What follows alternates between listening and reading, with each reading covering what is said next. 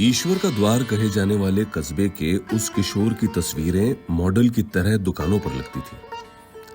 तो सपनों के पीछे एक दिन वो चुपचाप मुंबई भाग आया, लेकिन वहां रहा नहीं।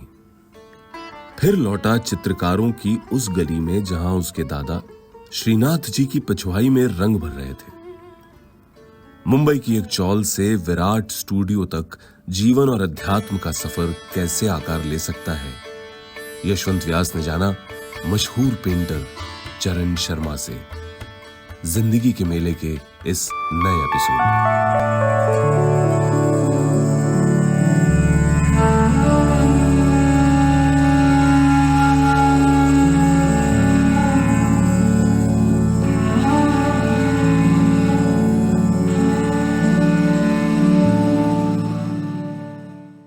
थोड़ा चेहरा मोहरा अच्छा था न। वहाँ के जो लोकल फोटोग्राफर थे वो तो दुकानों में फोटो खींच के लगाते थे कि ऐसे लाइटिंग दे के ऐसे ऐसे करके उन्होंने भूत चढ़ा दिया कि आप तो फिल्मों में बहुत अच्छा लगोगे।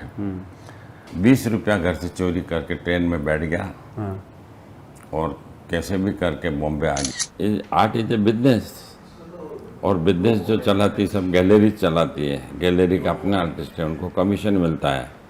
एक एक आर्टिस्ट से वो 30%, 40%, इवन अमेरिका में तो 60% लेते हैं। मेरे को बहुत शांत किया कोरोना ने कि अब ज़िंदगी को बहुत भागम भाग नहीं करनी चाहिए। ये तो कभी भी कुछ भी हो सकता है दुनिया में। अब ज़िंदगी को बड़े प्यार से लो। वाह।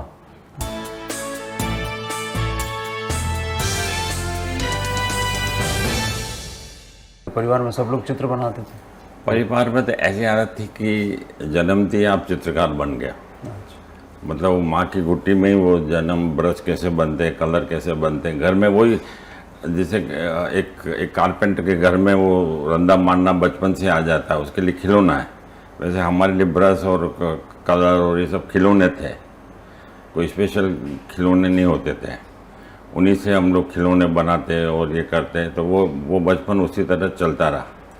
और आगे जाके एजुकेशन जब बड़े हो गए तो प्राइवेट स्कूल में टीचर को 1 दूना 1 2 दूना दिन मार खा खा के पहाड़े सीखे से होता है। और फिर 8वीं 9वीं 10वीं फिर कॉलेज में जब मैं गया तब हमारे टीचर थे अमीन करके, वो गुजराती थे और हेड ऑफ डिपार्टमेंट थे कॉलेज में। जब नया नया कॉलेज नाथद्वारा बना था तो उन्होंने कहा कि तुम जो कर रहे हो मिनीचर और ये ट्रेडिशनल श्रीनाथ जी, इससे आगे कुछ सोच सकते हो क्या? अच्छा। मेरे को इसके आगे और क्या होता है आर्ट में, क्या आप बताओ। तो बोला नहीं, तुम स्केच किया करो और कुछ भी बनाओ, जो मन में आए जो बनाओ। तो वो वहाँ से फिर मैं उदयपुर चला गया। वहाँ से मुझे आधुनिक समसामयिक मतलब कला क्या होती है, समकालीन कला, उसका थोड़ा सा नॉलेज होने लगा। और फिर वहाँ से उदयपुर में 2 साल एमए करने के बाद मैं बम्बई चला आया। अच्छा। और बॉम्बे आके मैं एक दिन जहांगीर की सीढ़ियों पर बैठा था। क्योंकि वो बोलते हैं कि अगर आप आर्टिस्ट हो और जहांगीर नहीं गए हो तो आप आर्टिस्ट नहीं हो, मतलब एक तरीके। तो अंदर रजा की एग्जीबिशन चल रही थी। अच्छा। तो जब मैंने देखा तो बाहर आके सीढ़ियों पर बैठ के मैंने सोचा कि एक दिन एक पेंटिंग तो यहाँ जरूर लगेगी। वो एक मन में इच्छा घर कर गई और वो इतनी गहरी कर गई कि फिर तो उस जहांगीर में करीब 8-10 एग्जीबिशन कर चुका हूँ। और फिर वहाँ से कला यात्रा चालू हुई। तो अब रहा सब्जेक्ट कि मैं क्या बनाऊँ। तो वही गाँव के मेरे मकान और नदियाँ और मेरे पहाड़। तो जब से पहाड़ आने लगे तो पहाड़ नहीं थे मेरे, छोटे छोटे पत्थर थे जिनको हम सालिग्राम बोलते हैं। गोल गोल गोल गोल गोल। तो इनके पीछे मेरी माँ ने बहुत बढ़िया बात की कि सालिग्राम बेटा कितनी लंबी यात्रा करता है, कहाँ से चलता है, कहाँ टकराता है, कहाँ करता है, फिर गोल गोल होता है। गोल गोल होते होते उनको कितने बरस लगते होंगे तब वो जाके सालिग्राम मतलब पूजा गृह में आता है। तो उसका मतलब है कि उसका अनुभव, कि उसका कितना अनुभव हुआ होगा। और फिर हमारी बॉम्बे में शादी वादी हो गई तो मेरी माँ ने एक बहुत अच्छी चीज़ बोली कि चलो अच्छा हुआ 2 घर बिगड़ते बिगड़ते एक घर बिगड़ा। नहीं, बॉम्बे में जीवन किस तरह से आपका शुरू हुआ? काफ़ी बॉम्बे के बारे में सुनता था मैं। अच्छा।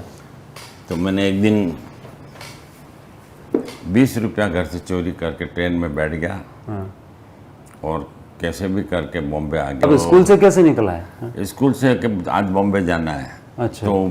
तो हमारे नाथद्वारा से स्टेशन करीब 8-10 किलोमीटर है।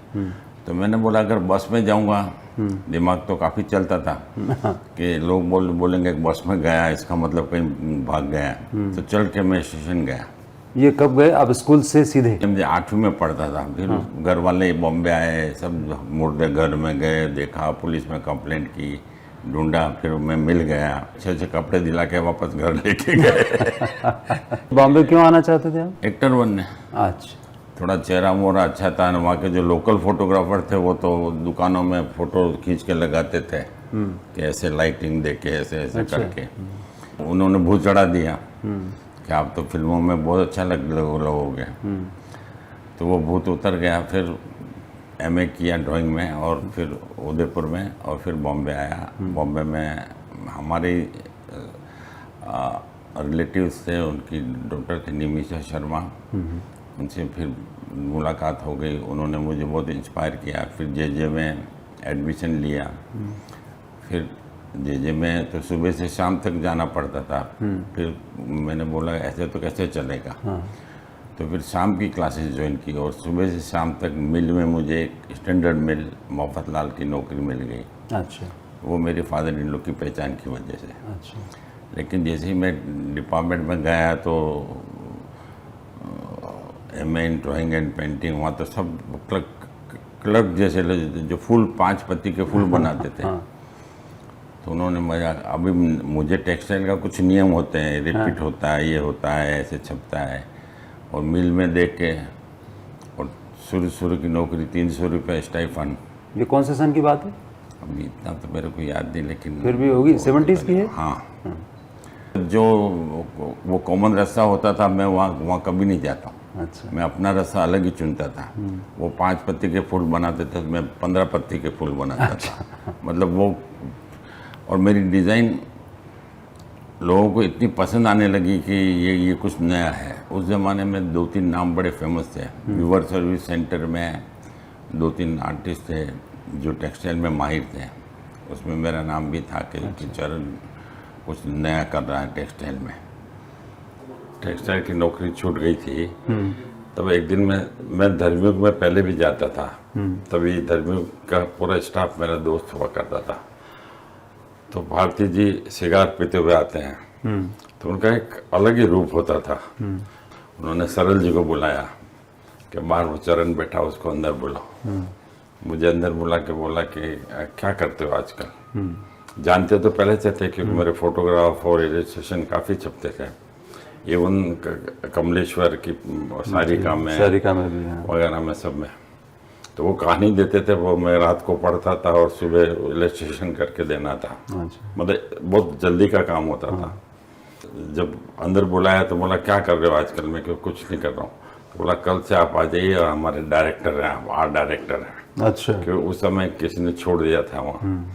तो मैंने 1 साल तक धर्मयुग में आर्ट डायरेक्शन भी किया। आर्ट डायरेक्शन किया। लेकिन वो एक ऐसा अनुभव था ना कि मतलब कभी फोटोग्राफी भी करना, कभी किसी आर्ट वर्क को सुधारना, कभी किसी को, तो वो एक नई चीज़ मुझे जो सिखाई भारती जी ने। और भारती जी ने जो जिस ढंग से उनका रुबाब और जो मैंने देखा है एक राइटर का, और फिर उनका 7वां जो सूरज का 7वां घोड़ा पढ़ा। पहले कभी पढ़ने का, लेकिन जब किसी आदमी से जुड़ते हैं तो उनके उसके बारे में उसकी किताबें पढ़ने को मन करता है।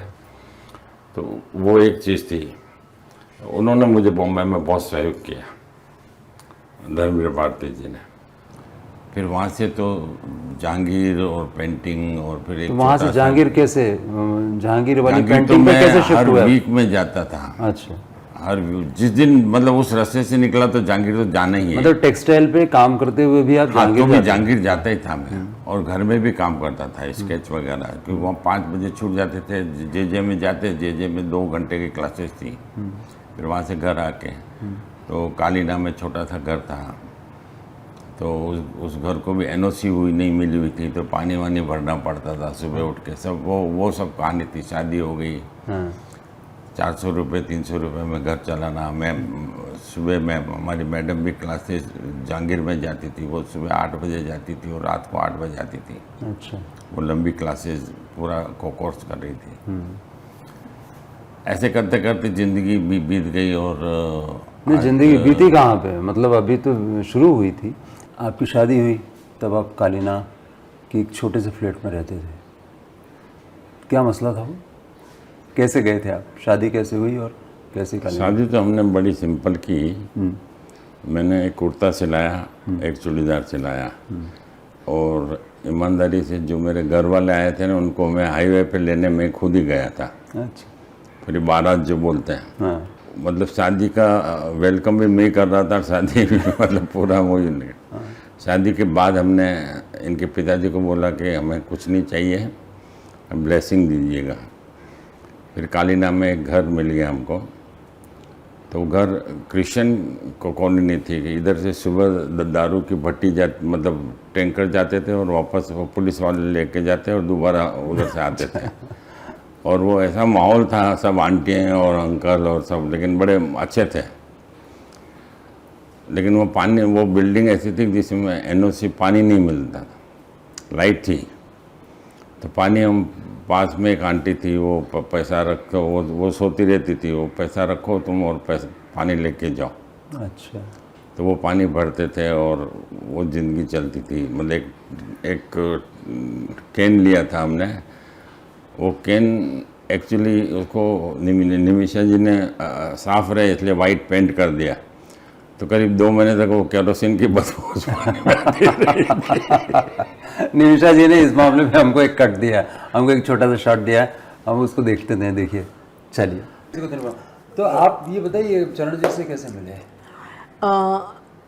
मेरा भाई सतीश, उसका रिसेप्शन ताजमहल होटल में था।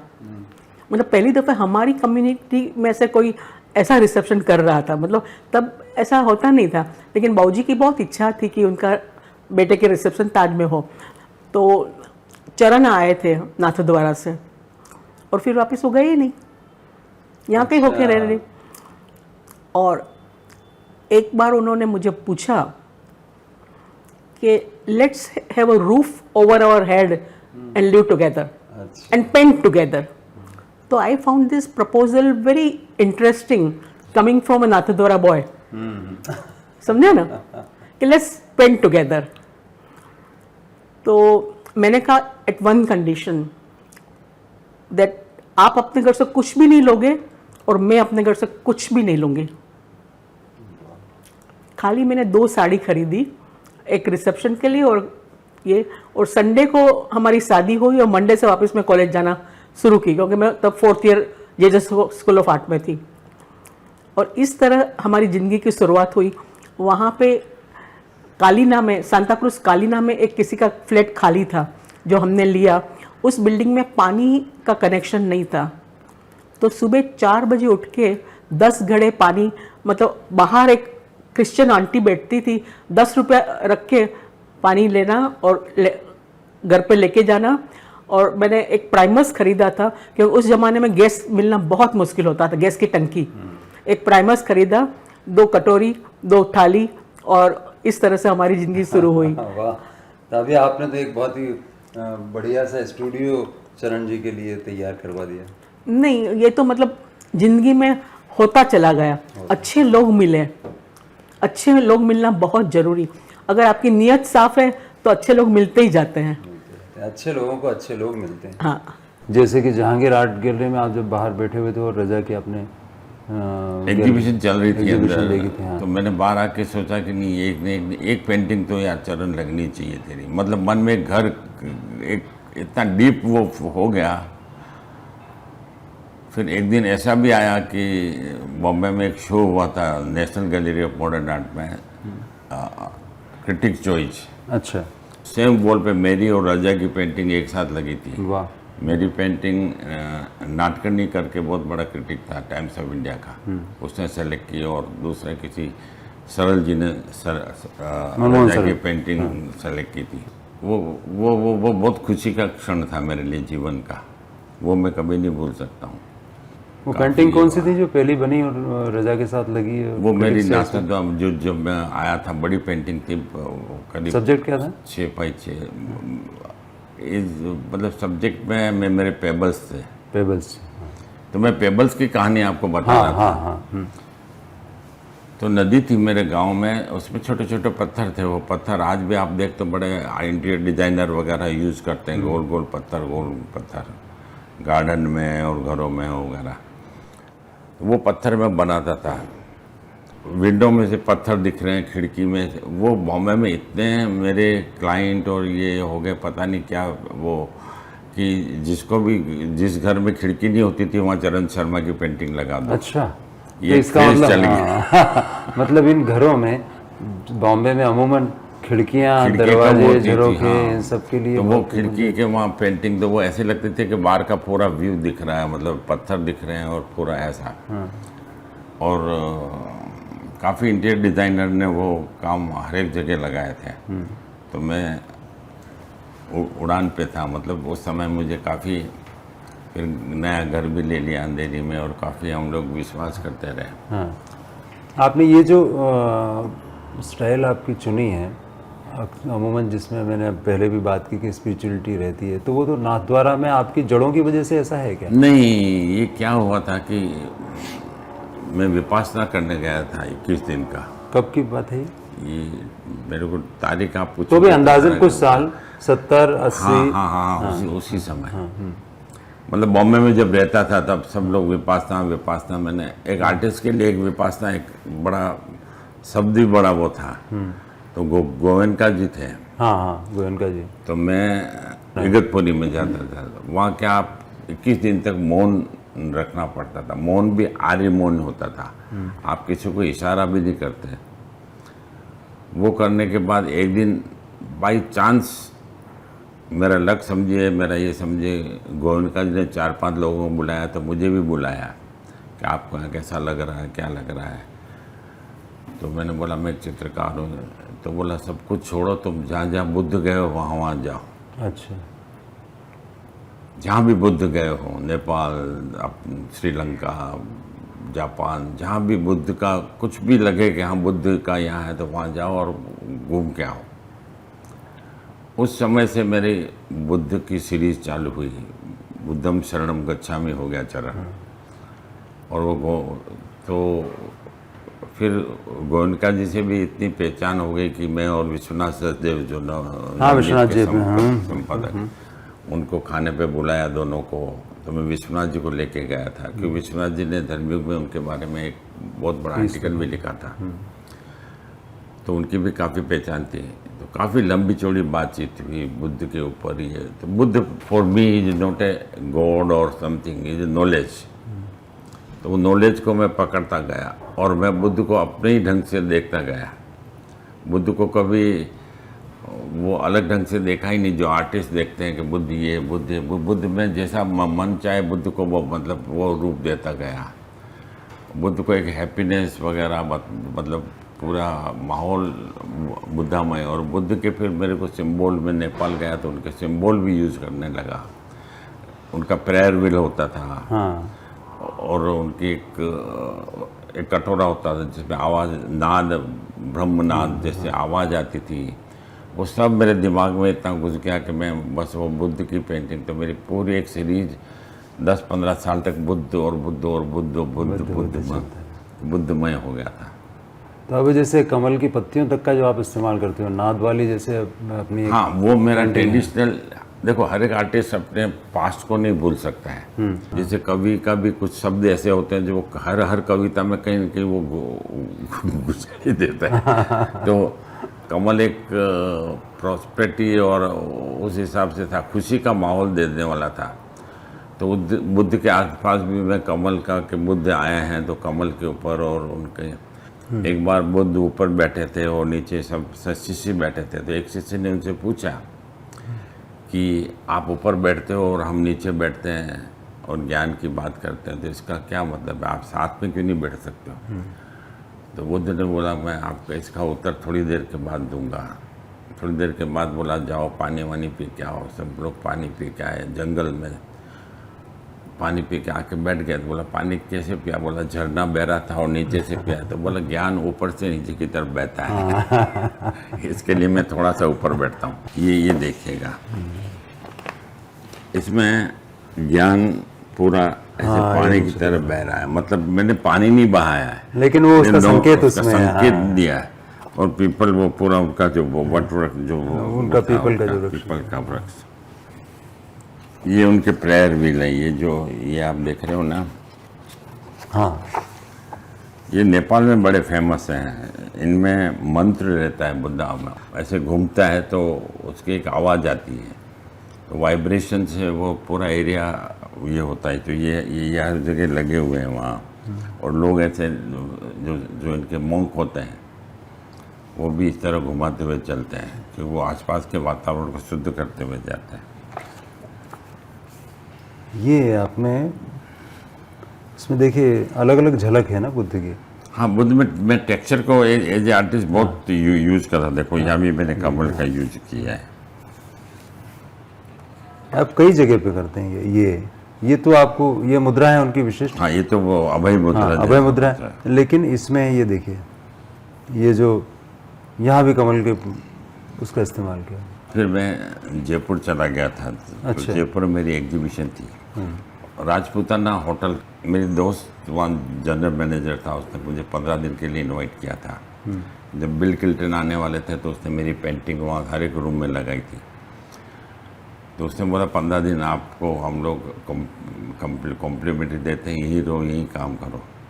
मैंने बोला यहाँ रूम में क्या काम करेंगे? मैं घूमता था तो वो कठपुतली वाला था, तो उससे दोस्ती हो गई बात करते करते। अच्छा। क्योंकि मैं भी बीड़ी सिगरेट वगैरह तो वो भी बीड़ी पीता था तो दोस्ती हो गई।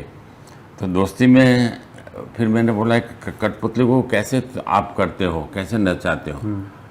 तो फिर वो उसके घर लेके गया। उसकी वाइफ कठपुतली बना रही थी, उसके कपड़े सी रही थी, ये कर रही थी। तो मैंने लगा एकदम मानव की तरह, बच्चों की तरह उनको यूज़ कर रही थी। कैसे उनका श्रृंगार करेंगे, जैसे भगवान का श्रृंगार करते हैं ना, वैसे कठपुतली का श्रृंगार कर रही थी वो। उसके हाथ बनाए, हाथ में मेहंदी लगाई, ये किया वो किया। तो ये पेंटिंग में आप देखोगे ये कठपुतली ने प्रेग्नेंट कठपुतली है। अच्छा। मेरे दिमाग में आया कि वो प्रेग्नेंट भी हो सकती है। हाँ।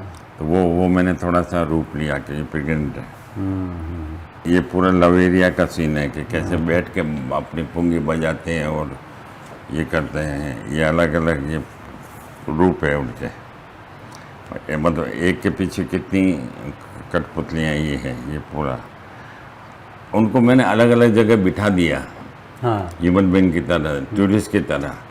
और फिर वहाँ ले जाके फोटोग्राफी की और उनको वो फिर वो पेंटिंग में। तो आपकी टेक्निक ये रहती कि ये जो रियलिस्टिक फोटोग्राफ आप पहले लेते हैं उसके बाद फिर पेंट करते हैं क्या? कभी कभी। हाँ, कभी कभी करता हूँ।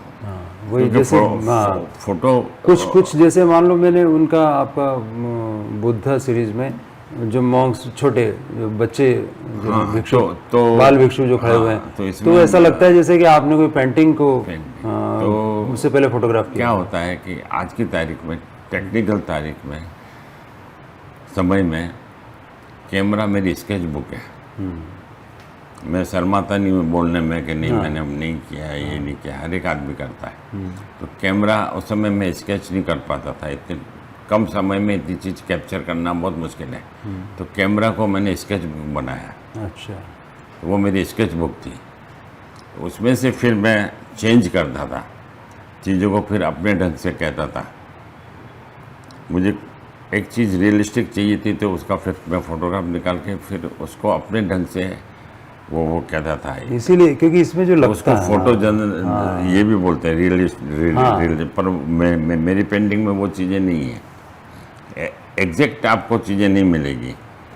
अब जैसे ये कॉम्बिनेशन है, हाँ। हाँ। ये कंपोजिशन में किस तरह अब से ये आपने- उदयपुर की महल है, वहाँ ये दो कपल बैठा है अपना अपनी बस्ती में, ये अलग अलग, हर एक का अपना अपना वो रूप है। जैसे ये है, ये प्रेग्नेंट वो, हाँ ये वही वाली है ना। और फिर वहाँ के कलर, ये राजस्थान के बांधनी, और ये मतलब 15 दिन में मैंने यही धंधा किया कि चलो जयपुर को एक्सप्लॉयटेशन करें। आपको ये नहीं लगता है कठपुतलियों की तरह ही जिंदगी होती है? कठपुतलियों की तरह जिंदगी होती है, हम नचाने वाला कोई और है। और मैंने अमिताभ को एक पेंटिंग दी थी, उसमें लिखा भी था, वो डायलॉग था एक्चुअली आनंद का। आनंद का, कि हम तो सब कठपुतले, हमारी डोरी किसी और के हाथ में है, कब कौन खींच मतलब चला जाएगा। तो वो एक पेंटिंग मैंने बना के उनको दी भी थी। किसी पेंटिंग सीरीज के वक्त आपको ऐसा लगा कि बहुत दिनों तक सोच रहे हैं यार ये करेंगे करेंगे, समझ नहीं आ रहा है कि इसको किस तरह से शक्ल दें? नहीं, ऐसा होता नहीं है। आर्टिस्ट का क्या होता है कि जैसे आप कवि हैं और एक कविता लिख रहे हो, दूसरी कविता अपने आप जन्म लेती है। वैसे पेंटिंग में होता है कि दूसरी, तीसरी, चौथी, पांचवी पेंटिंग अपने आप मतलब मन में पैदा होते रहते हैं। ये पेंटिंग में ये करने के बाद इसको इस तरह करेंगे। तो ये ज़्यादा मतलब सोच के वो बहुत थिंकिंग और बहुत वो मतलब इसमें बनावटीपन नहीं होता है। इसमें ये होता है कि शब्दों का जैसे खेल होता है, वैसे ही इसमें होता है कि नहीं, इस पेंटिंग को मैं इस तरह करूँगा तो ये ऐसी लगेगी। तो एक पेंटिंग की जो कल्पना आती है उसके साथ 50 पेंटिंग की कल्पनाएँ होती है, लेकिन बनती 2 या 3, लेकिन कल्पना पैदा हो जाती है करते करते। जैसे खिलाड़ी खेलता खेलते गोल हो जाता, वो बोलता है इस बॉल से इस तरीके से गोल हो सकता है फुटबॉल से, तो वो उसकी टेक्निक बन जाती है। आपको आपकी पेंटिंग का पहला बायर कैसे मिला? जिसकी पेंटिंग मेरे दरवाजे पे लगी हुई है, सी इज माई गॉड मदर। अच्छा। आप जहांगीर में गए हो तो रेस्टोरेंट होता था, हाँ। समोवर करके, उसकी मालकिन और वो दूसरी प्रफुल्ला धानु करके थी, बहुत फेमस पेंटर, अभी तो नहीं है। तो वो आई तो मेरे वाटर कलर थे जिसमें पूरे राजस्थान और ऐसा ही। तो उसने बोली कहा रे कितना सेल हुआ फर्स्ट डे? मैंने कहा अभी तो लगा रहा हूँ। बोला ये पेंटिंग मेरे मतलब फर्स्ट बहोनी जो बोलते हैं उन्होंने करवाई। कराई। कितने की थी वो? वो 300 रुपये की। अरे वाह, पहली पेंटिंग 300 की बिकी। 300 रुपये की। और फिर वो मेरी गॉड मदर बन गई। मेरे बेटे का नाम भी उसने रखा है, एकदम घरेलू संबंध बन गए थे उसके बाद। और उसके बाद सबसे महंगी पेंटिंग कब बिकी? सबसे महंगी पेंटिंग मैंने एक्चुअली इसके लिए बनाई थी, हॉस्पिटल के लिए, HNS हॉस्पिटल, हरकिशन दास हॉस्पिटल, जो रिलायंस ने खरीदा जी, मुकेश अंबानी का। जी। तो उनको प्रेयर रूम बनाना था। उनके आर्किटेक्ट में पहले मेरे से मिला, आप एक प्रेयर रूम के लिए क्या बना सकते हो जहाँ आदमी बैठ के हॉस्पिटल में उनका पेशेंट हो और वो प्रेयर करे, तो आप क्या कर सकते हो? मैंने बहुत सोचा, मैंने कहा नहीं मैं नहीं कर सकता, ये नहीं कर। फिर नीता भाभी ने मेरे को बुलाया कि कौन आर्टिस्ट है ज़रा बुलाओ।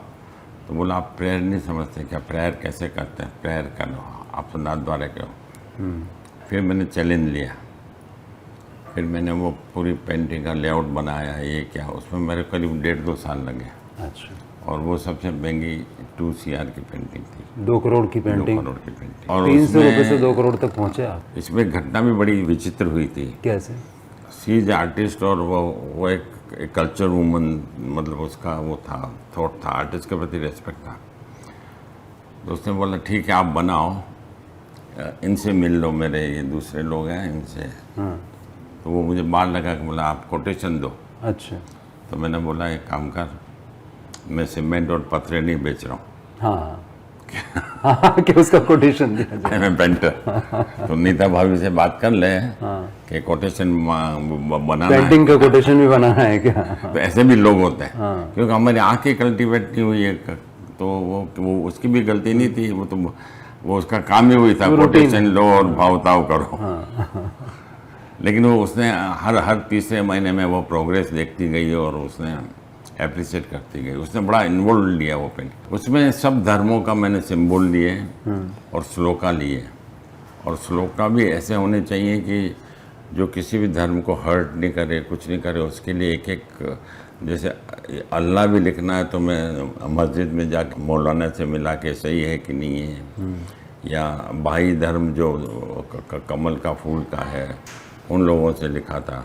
मुझे भी बड़ा मज़ा आ रहा था वो करने में, कि बहुत सारी घंटियाँ लटकी हुई है, नीचे पानी बह रहा, पंचतत्व पूरी वो पेंटिंग, मतलब मेरे लिए वो पेंटिंग सबसे प्यारी पेंटिंग है। अच्छा, आप ये बताइए एक बात, अभी आप नई सीरीज बना रहे हैं, ये सीरीज अक्षरा, ये आपने अक्षर किस तरह से चुने और क्या इसके पीछे आपका फिलॉसफी?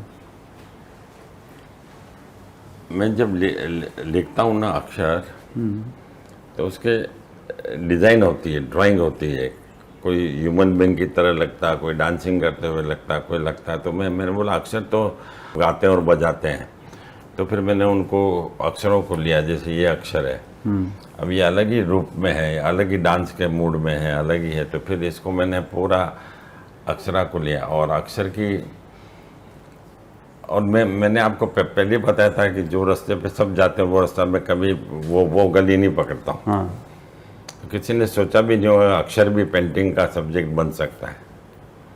तो कैलीग्राफी वाले कई बार कुछ, नहीं, वो कैलीग्राफी अलग हाँ है, वो अलग करते हैं, लेकिन उसका पेंटिंग के मतलब लेवल पे होता किसी ने है, विचार उसका नहीं। मतलब होता है। अच्छा, ये जो आपने इसीलिए ये जो शब्द चुने हुए हैं, ये सिर्फ अक्षर हैं अलग अलग, ये अलग अलग अक्षर है, किसी कोई तरह से इसका कोई कोई मतलब नहीं है। हाँ, एक कोई लिपि है। लिपि है, लेकिन आपने विसर्ग जैसे लिखा है। नहीं, ये मैंने एक एक्सपेरिमेंट किया कि अगर अक्षर बड़े हो जाए हाँ। तो किस रूप में होंगे, छोटे होंगे तो किस रूप में होंगे, तो उसका एक अलग अलग एक्सपेरिमेंट चल रहा है अभी। तो ये सीरीज पूरी अभी आप बना रहे हैं? हाँ, ये सीरीज बना रहा हूँ। तो आपकी ज़िंदगी में भी बहुत सारे अक्षर होंगे लिखे हुए जो आपने कभी भी कई लोगों को बताए नहीं होंगे, तो ऐसे कुछ किस्से हैं जो आप मुझे बता सकते हैं? आपकी जो डायरी थी वो यहाँ रखी हुई है। अब वापस थोड़ा सा पहले पीछे जाते हैं। हाँ हाँ, मेरे पत्थर नहीं थे, वो गोल गोल शालिग्राम छोटे छोटे शिव थे, वो अपनी लंबी यात्रा के गवाह थे। मेरे पत्थर मेरे चित्रों के आत्मा थे, वो व्यक्ति चित्र थे, मतलब पोर्ट्रेट थे, उनका अपना चेहरा था, गोल चेहरा, जो एक साथ नदी के पास थे, पानी की धारा के साथ उन्होंने एक लंबी यात्रा की, और यात्रा का लंबा अनुभव उन्हें एक पहचान देता है। शालिग्राम शिव जी जो अपनी अनुभव की यात्रा के साथ ही पूजा लायक बन गए। पूजा उनकी होती जो कुछ करता है, अनुभव करता है, यात्रा करता है, और यात्रा के दुख व सुख का भागीदार बनता है। ये देखो, ये कोरोना के टाइम पे है। हाँ, बहनाबाई मराठे की बहुत बड़ी कवित्री थी, अनपढ़ थी, हाँ, वो खाली गाती थी। रोटी बनाते बहनाबाई की मराठी की कविता याद आ गई। कुछ क्षण, कितने क्षण को क्षण, एकांत क्षण और क्षण। ये मेरा दुख था वो कोरोना के टाइम पे, कहीं ये तो गलती नहीं हुई कि हम सब लोगों ने मिलकर कुछ गलतियां की, इसलिए ये त्रासदी आई है। वाह, अगली लाइन ये इसीलिए है। शहरों का सन्नाटा है, वो बता रहा है हमने अपने कैनवास पर सही संयोजन नहीं किया है, हमने सही रंगों का भेद नहीं किया। अब आओ अकेले में कुछ क्षण एकांत में अपने बनाए चित्रों को देखें और महसूस करें, यह शहरों में सन्नाटा क्यों है। लिखने की कोशिश करता हूँ तो एकांत लगता है, नहीं लिखता हूँ तो अकेलापन लगता तो है। ये अकेलापन और एकांत का फर्क है ना? अब घर का कोना कोना जाना पहचाना हो गया है। वो कोरोना के दिन में घर में ही रहते थे, दिन भर कहीं जा नहीं सकते थे, तो अब घर का कोना कोना जाना पहचाना हो गया। जैसे बचपन के गांव की गलियां मुझे पहचानती थी। जैसे बचपन में गांव में जब बचपन था तो हर गली में जाते थे, घूमते थे, रबड़ते थे। क्या घर के हर कोने पर कुछ तो होता है, एक जगह रखे रंग और ब्रश कैनवास कर रहे हैं, आओ हमें कोरोना नहीं है, हमें कोरोना नहीं है। अच्छा अच्छा, हम एकांतवास में हैं। थप्पड़ से डर नहीं लगता, अब तो छूने से डर नहीं लगता। कोरोना डायरी आपकी ये इतनी बढ़िया है, तो ये क्या है? ये 20 की लिखी हुई बात, हाँ 2020 की है, ये 15 मई की। कोरोना के वक्त का है सब कुछ। मतलब कोरोना में अकेला था ना, तो जैसे एक बार लिखा था, मौत के डर से कब तक डरना है, क्या होगा ये सोचकर डरना भी क्या डरना है। मौत तो मौत है, जब आना होगा आएगी, न मौत को पता है न हमें पता है। पर डर का तो नहीं मरना है। नहीं मरना है।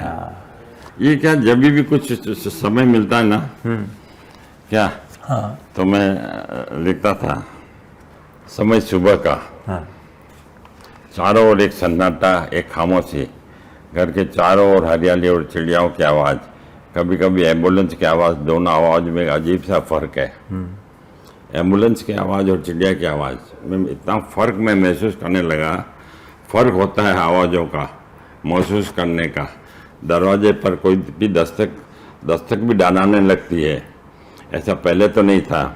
नहीं तो कोई शिकायत है, नहीं किसी से शिकवा, बस हाथ मलते रहो साबुन और पानी के साथ। नल के पानी की आवाज़ जब मधुर हो चली है, मैं सोचता हूँ मेरा समुद्र क्या कर रहा होगा।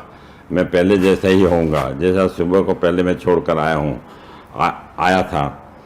क्या पहले जैसी लहरें होगी, आवाज़ होगी उनकी और मेरी चहलकदमी में फ़र्क है क्या? क्योंकि मैं सुबह सुबह समुद्र के घूमने जाता था, तो दो साल तक नहीं गया, तो मैं उसको पूछ रहा तू वैसा का वैसा ही होगा क्या?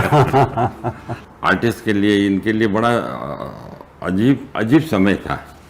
कैसे कुछ कवि तो कहते हैं कि हमने ज़िंदगी को सच में उसी वक्त देखा। हाँ, तो ये सच ही तो देख रहे हैं हम लोग। समुद्र याद आ रहा है, जबकि समुद्र इतना पास में है कि जा सकता हूँ। कि तू कैसा होगा? आप मेरे पास में खड़े हो, आपका नाक ढका हुआ, आँख ढकी हुई है और खाली आंखों से बात कर रहे हैं हम लोग, वो भी कितनी दूरी से। तो ये फ़र्क तो आया है। लिखने में अकेलापन लगता था, पर वो भाव भी तो। क्या आपको कोरोना ने थोड़ा ज़्यादा प्योर किया, बेहतर किया? हाँ, किस मायने में? मेरे को बहुत शांत किया कोरोना ने, कि अब ज़िंदगी को बहुत भागम भाग नहीं करनी चाहिए। ये तो कभी भी कुछ भी हो सकता है दुनिया में। अब ज़िंदगी को बड़े प्यार से लो। वाह। कई लोग बहुत निराश हो गए थे और उनको लगता था कि ये तो ज़िंदगी अब यहीं ख़त्म है, और कुछ लोग उसमें ज़िंदगी देख रहे थे। निराश आप कैसे हो सकते हैं जब पूरी दुनिया ही डूबी हुई है, तो आप भी उसी गम में डूबे हुए हो। तो निराश होने का सवाल ही नहीं है। जब अकेले डूब रहे हो तो निराशा होती है, जब पूरी दुनिया ही डूब रही तो निराशा कैसे? तो आपको कभी निराशा हुई जीवन में? निराशा- किसी और कारण से? हाँ। और कारण से तो बहुत कारण थे। जैसे मैं बहुत बड़ा आर्टिस्ट नहीं बन सका, अच्छा, बहुत बड़ा कवि नहीं बन सका। तो ये निराशा ही है कि नहीं, ऐसा तो नहीं है, क्योंकि लोग मानते हैं कि आप बड़े आर्टिस्ट तो बने गए। मैं सीमेंट कंपनी में जज था। हाँ। कि उसने करीब 2000 बच्चों को बताया कि एक हमारी सीमेंट से घर बनाओ और सब भेजो। अच्छा। तो करीब हर एक डिस्ट्रीब्यूटर को दिया, तो हर एक गांव में इनके होते ही हैं। तो सब ने एक झोंपड़ा जो उनको टीचर ने सिखाया कि ऐसे घर बनता है और ऐसे घर, सब ने वही घर बनाया। अरे मैंने कहा किसी ने अलग घर क्यों नहीं बनाया? क्योंकि हमने उनको रटा दिया, घर ऐसा ही होता है। हाँ। पापा ऐसे ही होते हैं, 2 टांग होती है और एक मुंह होता है। मतलब उनको रटा दिया गया है। वो रटाना बहुत खराब है। ये काम आपका है? नहीं, ये एक आर्टिस्ट है, उसने मेरे और मेरी वाइफ का बनाया। अच्छा। जवानी के टाइम पे उसने बनाए थे ऐसे ही, फिर उसको कास्टिंग नहीं किया अभी तक। आर्ट इज ए बिजनेस, और बिजनेस जो चलाती सब गैलरी चलाती है। गैलरी का अपना आर्टिस्ट है, उनको कमीशन मिलता है। एक आर्टिस्ट है वो 30%, 40%, इवन अमेरिका में तो 60% लेते हैं, क्योंकि वो आर्टिस्ट को प्रमोट करते हैं। उनके लिए कैटलॉग छापेंगे, न्यूज़पेपर वालों को इधर उधर जहाँ भी उनको प्रमोट करना है प्रमोट करेंगे। फिर वो आर्टिस्ट तो ये अकेला सब कुछ नहीं कर सकता है ना। जो प्रमोट करेगा वो, जैसे फिल्मों में भी होता है कि मैं आपको प्रमोट कर रहा हूँ, इतना कमीशन लूँगा आपको इतना, वैसे आर्ट में भी होता ही है। तो कुछ ज़्यादा ही नहीं लगता है इसमें कि कमर्शलाइजेशन हो गया? बहुत ज़्यादा, बहुत ज़्यादा। तो कभी कभी आपको उसकी आँच आती है अपने पास में, आती हुई महसूस होती? नहीं, मैं उस चक्कर में रहता ही नहीं। अच्छा। मैं उस सर्कल में कभी घुसा ही नहीं। मैं किसी गैलरी को काम नहीं देता। अच्छा। एग्जीबिशन लगाता हूँ और मेरे दोस्त से पेंटिंग खरीदते हैं। घर चलना चाहिए। आर्ट कोई ऐसा नहीं है कि आप मतलब ज़्यादा ही, वो इन्वेस्टमेंट। Art is investment. जैसे ज़मीन का टुकड़ा खरीद लिया, फिर बढ़ जाएंगे कीमत, तो ये बस कीमत बढ़ेगी उसके लिए खरीद रहे हैं। अच्छा अच्छा, उससे प्यार नहीं उनको, कोई आर्ट से प्रेम की वजह से नहीं खरीदा जा हुसैन रहा से है। प्यार नहीं है, कि रजा से प्यार नहीं, किसी से प्यार नहीं है उनको। वो उसकी पेंटिंग की कीमत मतलब बढ़ेगी, तो जब कीमत बढ़ेगी, वो कीमत बढ़ाने वाले कौन लोग होंगे? क्या वो आर्ट वो से आपस प्यार में ही होते हैं सब। है ना? वो कोई प्यार करने वाले अलग से तो होते नहीं मेरे ख्याल से, है ना? तो आपकी पेंटिंग जैसे 2 करोड़ की बिकी, तो लेकिन वो काम दिखाई देता है, नहीं, वो तो मेरा कमीशन वर्क था। कमीशन वर्क, है ना?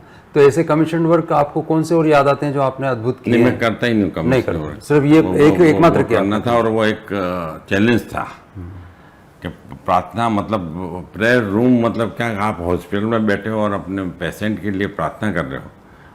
अब वो वहाँ हिंदू भी जाता है, मुस्लिम भी जाता है, सिख भी जाता है, तो सबकी प्रार्थनाएं अलग अलग होती है। उसका मतलब एक ही होता है, लेकिन वो बैठ के भाई गुरु जल्दी ठीक हो जाए, क्या जैन कुछ बोलेगा, मंत्र बोलेगा, तो उन सबको मैंने इकट्ठा किया। आते हैं हॉस्पिटल में और अपने पेशेंट के लिए प्रार्थना करें, मतलब that is called prayer room. तो आपको याद आता है ना कि 20 रुपए लेके आप भागे थे और वापस घर लौटे, फिर यहाँ आए, तब आपको याद आता है कि वो हमने अच्छा ही किया था कि 20 रुपए लेके भागे थे? हाँ, वो मजा भी था। मतलब माँ को और बाप को जो दुख दिया वो तो खतरनाक था। वो खतरनाक था ना? वो तो वाकई में दर्द भरा था कि वो मतलब हॉस्पिटल में जा के डेड बॉडी देख रहे कि हमारा बेटा यहाँ तो नहीं है, कहाँ चला गया। मतलब बॉम्बे गए ये तो पता चल गया उनको, पर बॉम्बे में कहाँ है ये पता नहीं था। ये पता नहीं। 3 दिन तक मतलब काफ़ी टेंशन में रहे वो लोग। शुरुआत में आप एक्टर बनने के लिए भाग के आए थे? नहीं, हर एक का ये होता है। तो नहीं, हर एक का नहीं, मतलब आप लेकिन मैंने- पेंटर बन गए ना आप। हाँ। एक्टर बनते तो ज्यादा अच्छा रहता है या नहीं नहीं नहीं, पेंटर ही बहुत सुकून देता है, पेंटर ज्यादा सुकून देता है। सुकून देता है, रंग देता है, एक स्वतंत्रता देता है। चरण जी, एक किताब थी अंतस के परिजन, डॉक्टर भगवान महाजन ने मैत्र जीवाचे नाम की एक मराठी किताब मराठी में लिखी है, उसका अनुवाद किया था अशोक जी ने, अशोक बिंदल साहब ने। उसका कवर आपने बनाया था, तो कवर पे आप देखते हैं कि उसके हाथ में हंस नहीं कबूतर है, तो उसकी वजह क्या थी? और वो किताब ऐसी क्या थी जिसमें आपको लगा कि आपकी किताब और पेंटिंग एक दूसरे से मिल सकती है? अंतस के परिजन, वो किताब आप मैंने थोड़ा सा पढ़ा था चौपाल में, जब इन्होंने उसके बारे में बातचीत की थी। चौपाल एक संस्था है जहाँ हर दूसरे शनिवार को तो डॉक्टर मतलब कैसे पेशेंट को देखता है, कैसे क्या करता है, कैसे टच करता है, कैसे क्या करता है। आजकल तो आप डॉक्टर के पास जाओ तो पहले वो सब टेस्ट लिख देगा और चिट्ठी पकड़ा देगा, ये करना क्या हो, तो मैं हाथ लगाता हूँ। हाथ भी नहीं लगाता है। पर वो आदमी, वो डॉक्टर, कोई रोमांटिक बुक नहीं थी कि कोई गाने की बुक नहीं थी, किसी की बुक नहीं, एक दुख भरी एक आत्मा से निकली हुई मतलब वो बुक थी। उसका जो अनुवाद फिर मैंने जो सोचा कि इसके बेस्ट कवर यही है। कितना दुख बुद्ध को होगा, वो हंस को जब पीड़ा मतलब हाँ, जब पीड़ा इसको का जो उठाया दुख है ना, हाँ। तो वो मैंने बोला ये इनकी इस किताब का वो होना चाहिए। उस करुणा को इस तरीके से दिखाते और उनकी एम्पैथी। कितना सिंपल बुद्ध के खाली वो एक मैंने 3 लाइन बताई कि वो जनेऊ की जैसे डोर हो वैसे। डोर मतलब एक कपड़ा पहनते थे। हाँ, इनके चेहरे के जो भाव और जो पीछे जो मंत्र चल रहे हैं, जो शांति को वो देते हैं, ये तो बन गई। मतलब देखो, पेंटिंग और कविताएं ये कोई उपजाता नहीं है खेत में, बीज डालो और पेड़ फसल काट ली। ये अंदर से आती है। आप बोलते हैं ना पेंटिंग कैसे, मैं 2-3 महीने से कुछ भी नहीं कर रहा हूँ, खाली अक्षरों के ऊपर खेल कर रहा हूँ, लेकिन कुछ होगा आगे, कुछ होगा तो ये चीज़ें आ जाती है। ये ढूंढने से या अब मैं आर्टिस्ट बन जाऊँ, मैं जहांगीर जाऊँ, मैं इधर जाऊँ, इसका गुरु बनूँ, चेला बनूँ, कुछ नहीं होता है। मैं तो संगीतज्ञ भी उसको ही मानता हूँ जो अपना आप सीखता है। या आप किसी को गुरु बना के कान पकड़ के उस समय आप वो गाना गाओगे, वो करोगे, वो कुछ नहीं होता। आपके अंदर है तो बाहर आएगा। आप कभी उदासी आती है आपको? उदासी कभी आए तो आप क्या करते हैं? लिखने बैठ जाता हूँ, उस उदासी को लिखता हूँ मैं। जैसे बेटा ने कहना नहीं माना तो भी लिख लेता हूँ, कि आज की तारीख इसने ये बदतमीजी की, ये किया, वो किया। वो लिख के थोड़ा मन को शांति मिलती है। और जब बहुत खुश होते हैं तब क्या करते हैं? बहुत खुश होता हूँ तब देखो एक जाके सिगरेट पीता हूँ नीचे जाके। भाई एक ये जीवन में कुछ चीज़ें ऐसी होती हैं कि जिनको आप अपने दुख भी होता हूँ तो भी मैं जाके सिगरेट पीता हूँ और वो सोचता हूँ। और एक सिगरेट पता नहीं मेरे को, मैं ऐसे तलवारबाजी हो रही होगी, युद्ध हो रहा होगा, उसको भी रोक के सिगरेट जाके पी लो तो वो आधा युद्ध खत्म हो जाता है। वो गुस्सा निकल जाता है। तना तो आप सूजा के करीब भी रहे हैं, सूजा साहब के? सूजा के करीब तो मैं बहुत था। सूजा हमारे घर में ही रहता था जब ये बॉम्बे आता था। सूजा जैसा कोई आर्टिस्ट हुआ ही नहीं है ईमानदारी से, इंडिया में तो कम से कम। वो पेंटिंग करता था, वो कभी कॉमर्शियल या किसी भी आर्टिस्ट जो प्रोग्रेसिव आर्टिस्ट ग्रुप वगैरह बनाया, एक तो वो नॉलेजेबल था, लिखना जानता था, पढ़ना जानता था और दिन भर पढ़ता था। मैं 1 महीना उसके यहाँ न्यूयॉर्क में उसके साथ रहा। तो आप साहब सुबह सूट बूट पहन के निकल जाते थे और मेरे को बोलता इधर इंडियन रेस्टोरेंट है, इधर ये है, इधर से खा लेना, इधर कर लेना। मेरे को भी साथ में लेकिन दिन जाता था। अच्छा। मैंने पता क्या है जाता कहाँ है। हाँ। तो जहाँ प्रोनो फिल्म चलती है ना, वहाँ जाके आप एक बार टिकट लो, अंदर बैठ जाओ, भले आप 2 दिन भी मत निकलो अंदर से, वो फिल्म कंटिन्यू चलती है। और अंदर बर्गर मिलता है, अंदर लेटरिन है, मतलब सब कुछ सुविधाएं हैं वहाँ। आदमी बाहर निकलता ही नहीं क्योंकि बाहर इतनी ठंडी होती थी, वहाँ गर्म में आराम से बैठे रहते हैं। अच्छा। एक बार टिकट लेने वो वहाँ आके मैगजीन खरीदता था। अच्छा। और फिर स्केच करता था वो केमिकल और वो सब जो भी वो किसी को और लेके उसको स्केच करके रख देता था कि क्या मतलब ठीक है, बना दिया। लेकिन ही जो रियल पेंटर मतलब वो अपने दिल मतलब जो मन में आया वो करता था। मतलब कभी ऐसा कि बिकने के लिए कुछ काम कर रहा हूँ, सूजा वो नहीं, सूजा अलग ही चीज़ थी। मतलब तो अभी लगता है अभी नए जो आर्टिस्ट आ रहे हैं उनमें से अधिकांश लोग किस तरीके से सोचते हैं? नए वाले आर्टिस्ट जो आ रहे हैं कमर्शियल की तरह सोचते हैं? सबसे पहले तो आर्टिस्ट क्या कि बस वो ये सोचते हैं कि मैं पैसे वाला बन जाऊँ जल्दी से, मतलब मैं पैसा कमा लूँ या मेरा 3-4 लोगों को लेके मैं काम करने लग जाऊँ या ज़्यादा काम मिले। या फिर वो क्या करते हैं कि अभी क्या हो गया कि अगर मैं 10 पेंटिंग देखूं तो सबको एक दूसरे का वो शब्द जैसे कविताओं में होता ना कि एक दूसरे के चीज मतलब कट मतलब वैसा हालत हो गई यंग आर्टिस्ट। सोचते ही नहीं, खुद सोचते ही नहीं। जैसे मेरा बेटा सोचता है मैं कभी नहीं बोलता, क्योंकि ये जैसा सोचता है वैसा कोई सोच ही नहीं रहा है। तो मैं सोचता हूँ कि सोचते सोचते ही आगे बढ़ेगा, क्योंकि कार की लाइट के बारे में कौन सोचेगा। मेरे बेटे को कुछ कार का शौक है, मैं जानता हूँ। वो जब सोता था तो रात को गाड़ी पकड़ के सोता था। अच्छा। बड़ा हुआ तो car car car car car car, तो उसको कार की ही जिंदगी मिली। मतलब वो मैं उसको रोकता नहीं हूँ कि कार नहीं मत कर। हाँ, क्योंकि बिकेगी नहीं, कोई समझेगा नहीं। बोला नहीं बिके तो मत बिके, आप हो ना। जिंदगी में एक एथिक बहुत ज़रूरी है। आप चित्रकार हैं तो आपको ज़्यादा, आपकी ड्यूटी है कि आप ज़्यादा एथिक हो, ज़्यादा सच्चे हो। आप कवि हैं तो ज़्यादा ईमानदार हो, आप लेखक हो तो आप ज़्यादा ईमानदार हो। आप बेईमान आदमी कभी भी चित्रकार नहीं बन सकता, कभी कवि नहीं बन सकता, कभी लेखक नहीं बन सकता, क्योंकि उसमें भी वो कुछ न कुछ अपना मतलब निकालेगा। तो सबसे पहले तो आप सच्चे दिमाग से काम करो और अपना मन साफ रखो, तो आप अच्छे चित्र बना सकते हो। नहीं तो फिर आप मतलब बेईमानी करना शुरू कर दोगे तो फिर वो चित्रकला नहीं रहेगी। तो कई बार ऐसा लगता है कि ये रात, ये दिन, ये सुबह वैसी नहीं होती जैसी हम चाहते थे, पर कभी कभी लगता है तो हमने सोचा ही नहीं था उससे भी अच्छी निकली। बॉम्बे की एक अजीब जिंदगी, दरवाज़ा खोला तो दूध की बोतल नहीं, ये इन्होंने एक बार गुलजार साहब और शायद बिंदल जी ने साथ में के रूम में रहे थे, तो दूध की बोतल नहीं थी, तो उनको लगा सुबह हुई नहीं अभी तक तो हम लोग इतने डिपेंड हो गए थे हर चीज़ के ऊपर कि चलो, लेकिन चित्रकार के लिए ये है कि उसको किसी पे डिपेंड नहीं होना चाहिए। ज़िंदगी एकदम थोड़ी शांति और सुख और दिखावे से दूर रहना चाहिए। तो आपको ये स्टूडियो भी निमिषा ने 1 घंटे में डिसीजन लेके ले लिया, मुझे मालूम ही नहीं पड़ने दिया कि तुम कहाँ काम करने जाओगे छोटी जगह में, इधर काम करो।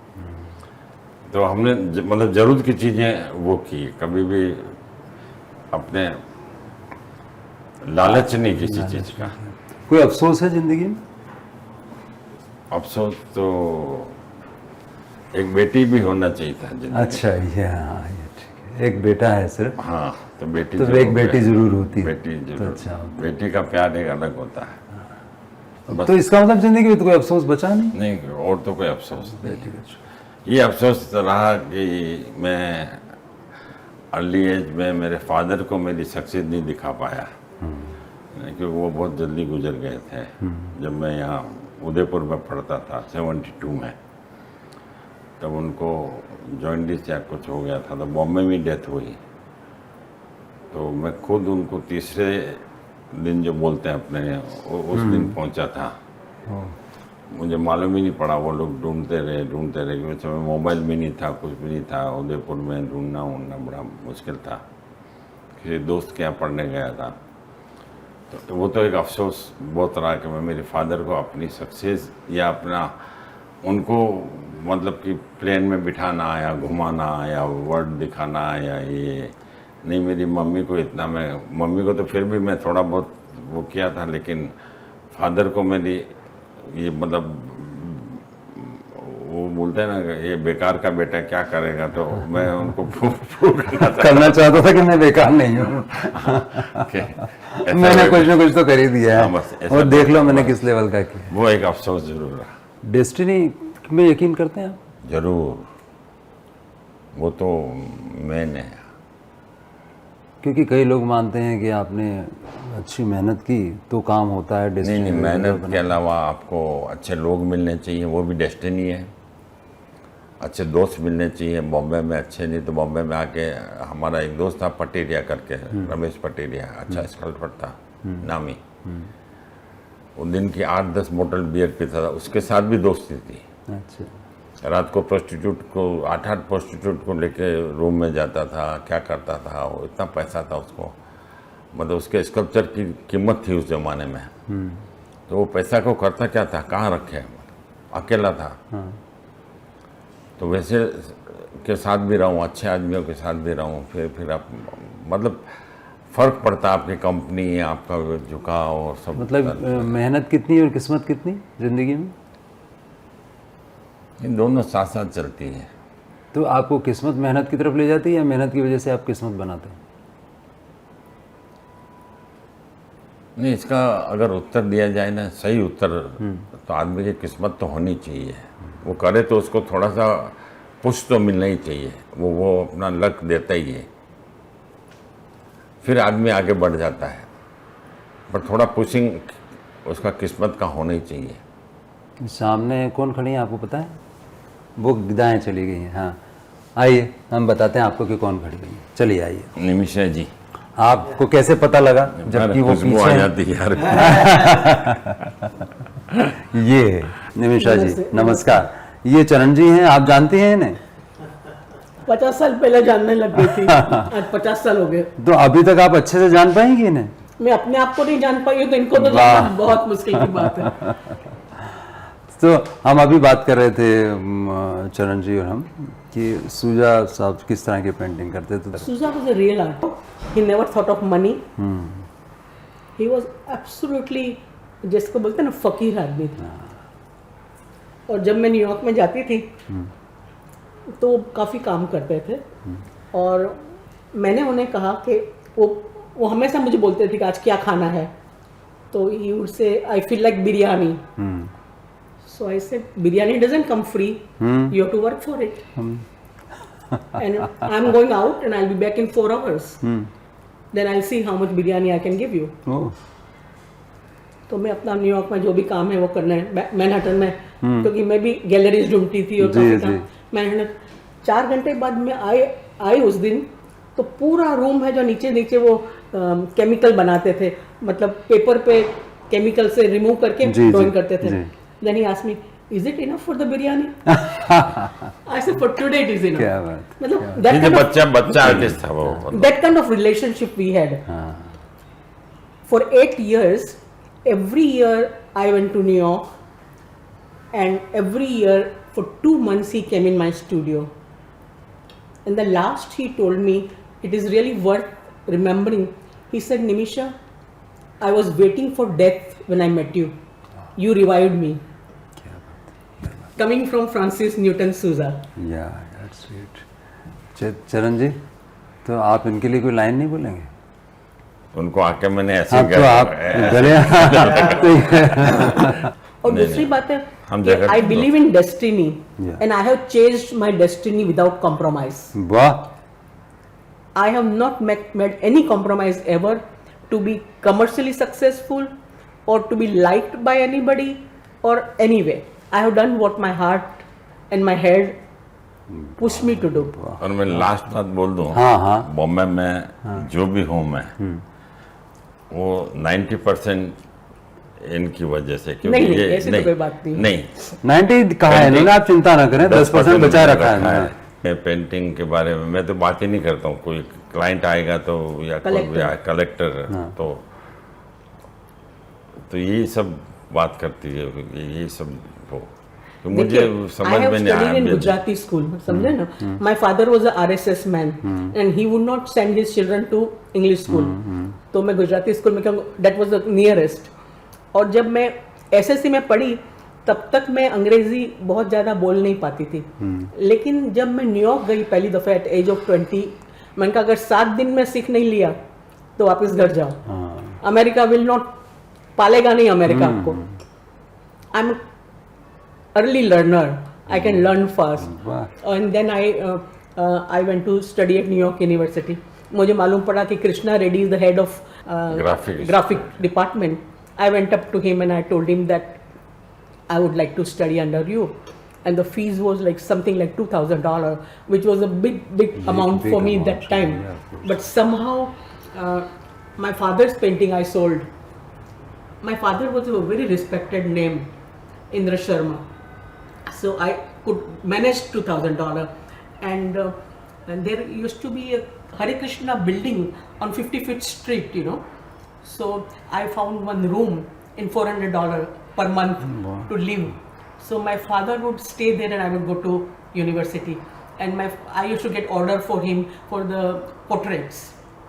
So he will do the portraits and I will go, and we both had a great time. In the night, 11 o'clock I used to be free. And that time subway was not safe. Such like intriguing today. story, There used to be black men all the in subway. So I used to Hare Ram Hare Krishna. हरे राम हरे कृष्ण ओम नमो भगवते वासुदेवाय करके मैं cross हो जाओ।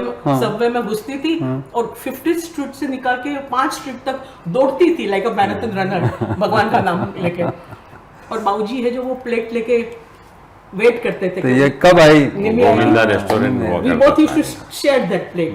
So I have a very good memory of my father. Due to him, I met such wonderful people. All the saints, you know, हरे राम हरे कृष्णा के जो स्वामी प्रभुपाद थे, तब वो जू पे उनके पीछे एक छोटी सी कुटिया होती थी, तब मंदिर नहीं बना था, तब मैं उनको मिले हैं आप। तो उनके जो 2-3 साथी थे वो बोले कि we deal only with the pure people. So I said you will not meet anybody more purer than my father. So then he sent us to Los Angeles to teach Americans who have studied in like they are MA and BA in art, but they did not know how to bring भावना.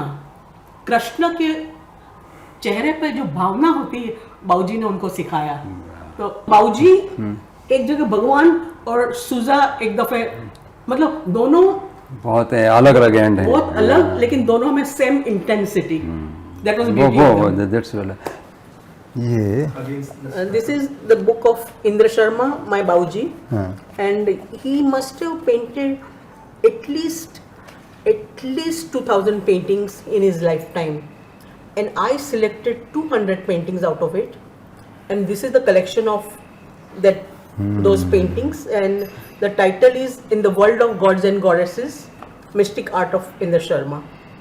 ये सारे तस्वीरें जो हैं हम लोग कई अपने हिंदुस्तान के घरों में देखते हैं, बहुत सारे घरों में। And एक आदमी ने मुझे बहुत अच्छी बात बोली। This book was in a coffee table first, a big size, and it received America's 2 top award, Ben Franklin and Gold Ink Award for publishing and designing in 2002.